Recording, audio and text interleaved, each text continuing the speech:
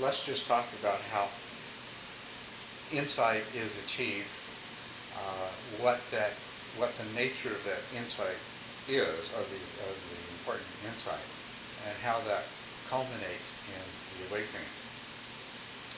So I think the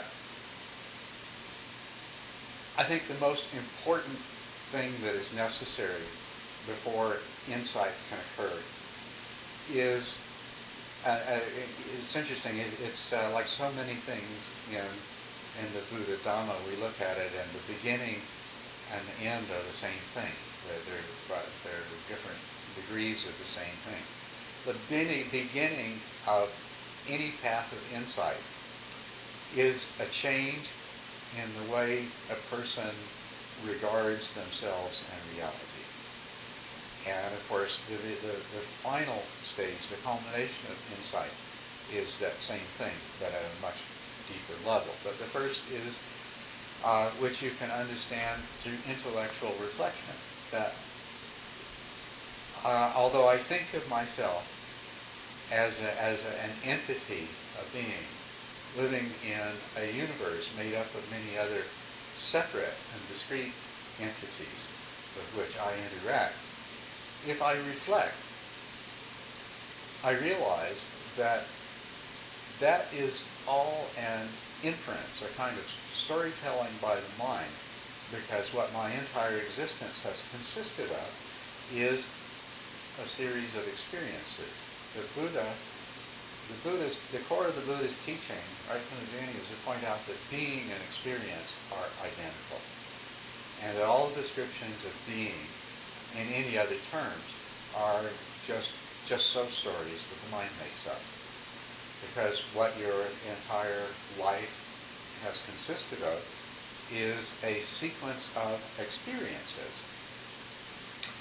And what those experiences consist of is consciousness and whatever is being taken as the object of consciousness in that experience, in that moment.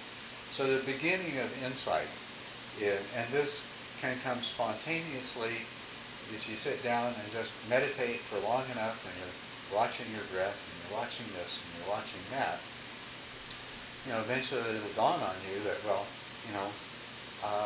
all that's happening here is one object, I'm conscious of this object, and then it passes away and something else rises up, and then it passes away and something else rises up, and then you notice that, and they're connected with each other. The sensation of the fly landing on my forehead triggers the next object of consciousness, which is the perception of a fly, which is followed by the next object of consciousness, which is the feeling of annoyance, which is followed by the next object of consciousness, which is the urge to brush it away. And then if you actually perform an action, the object of consciousness is an intention, and then the next thing that follows is not any self doing anything, but rather sensations that correspond to the body carrying out the action. So one approach to Vipassana is just tell somebody to sit down long enough till eventually they start to figure this out. But the shortcut is to just know in the beginning that, if you reflect that your life is a series of experiences, that they're causally connected to each other.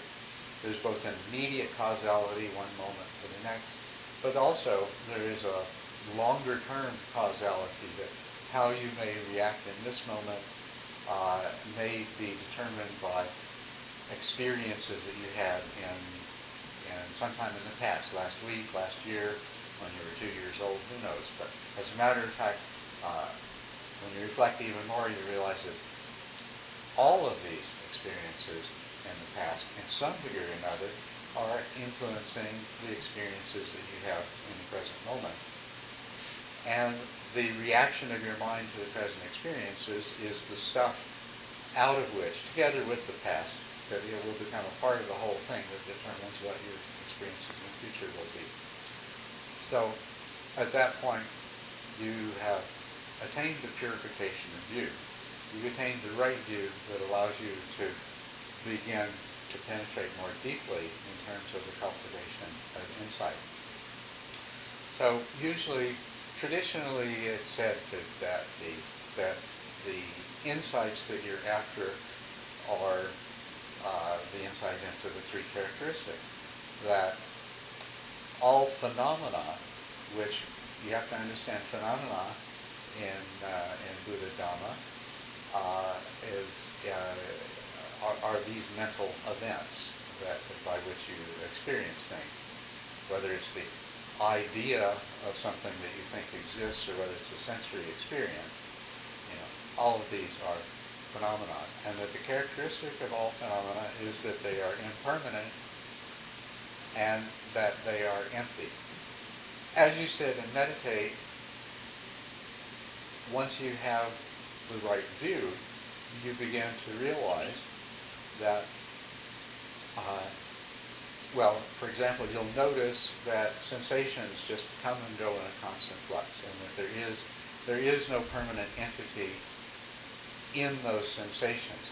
That all qualities of thingness, where there seems to be some sort of temporally enduring substance or thing or object that is identified and associated with particular qualities, that this is all something that is actually projected by the mind to explain the sequence of sensations that are taking place.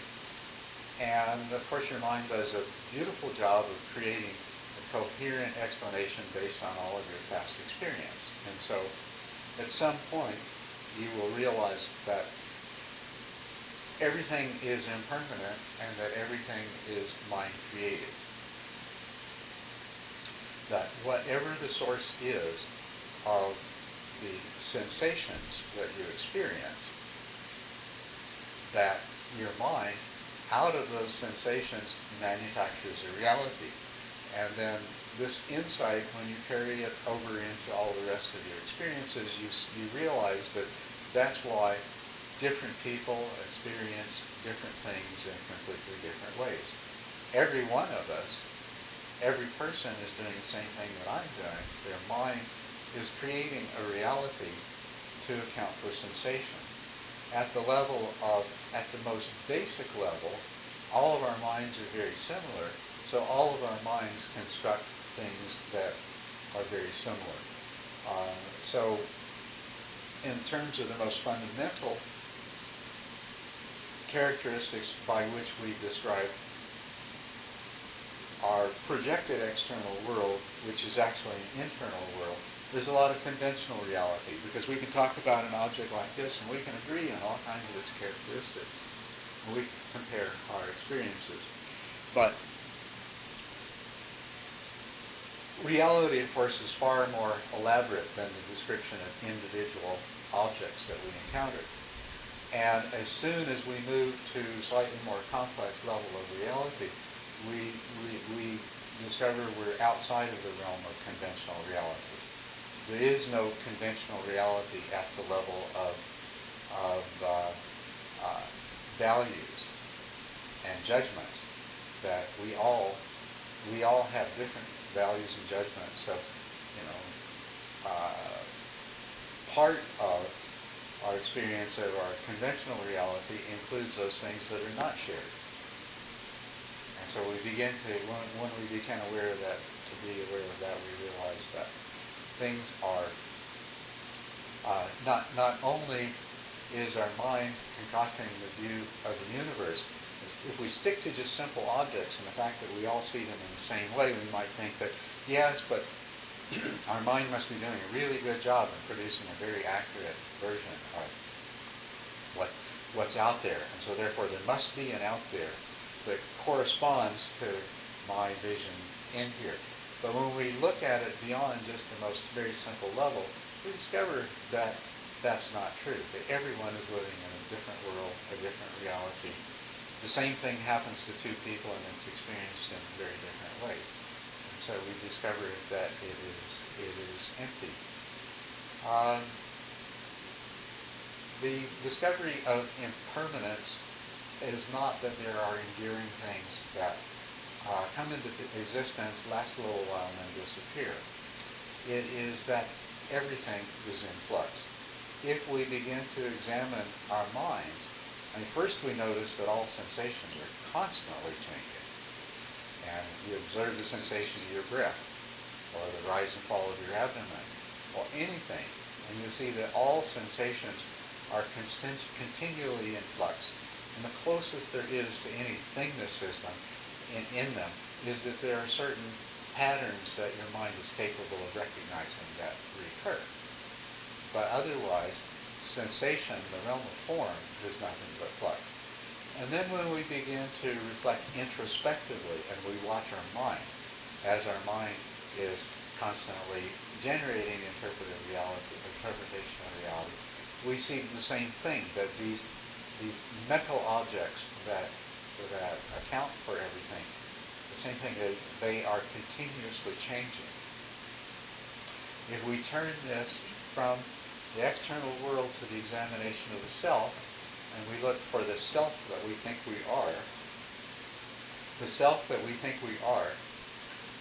well, there's that sense that it's permanent. It's been around as long as I can remember, and I expect it to continue being there. So I have a sense of the self that has permanent.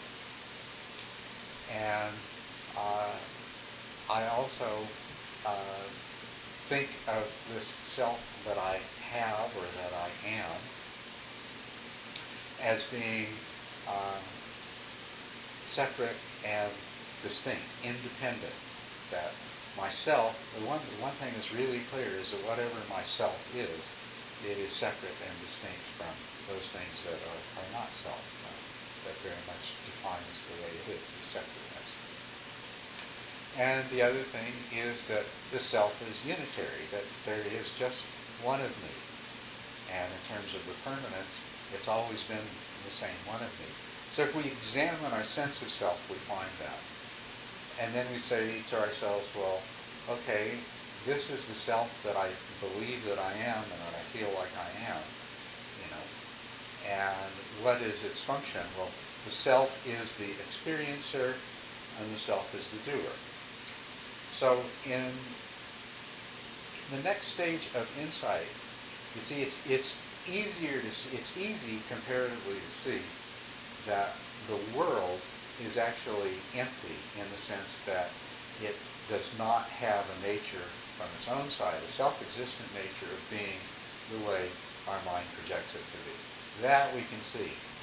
And if we practice a lot, then we can see it more and more often. But it is magnitudes of difficulty more difficult to get past this feeling that we are a permanent, unitary, and separate self that is the experiencer of all of these things and is the decision maker and intender and initiator of our activity. So this is the really difficult one for us to work on. But when we examine, if we just simply observe what's taking place in our mind, moment to moment, while meditating and while not meditating, and of course we can supplement this with various kinds of analysis. But if through analysis and observation we go in search of the permanent, separate, and unchanging, permanent, separate, and unitary self, everywhere we look, it's not there. Because we find that the description of self we come up with is constantly changing. That we are a different self at different times, in different circumstances, and at best, whatever it is, these five aggregates is constantly modifying and being changed, both by things external to it and by things internal to it. And so what you do discover is that there is the continuity. Indeed, in the sequence of experiences that makes us up, there is causal continuity. But we find that the aspect of permanence dissolves and disappears, and there is only causal or karmic continuity to this self.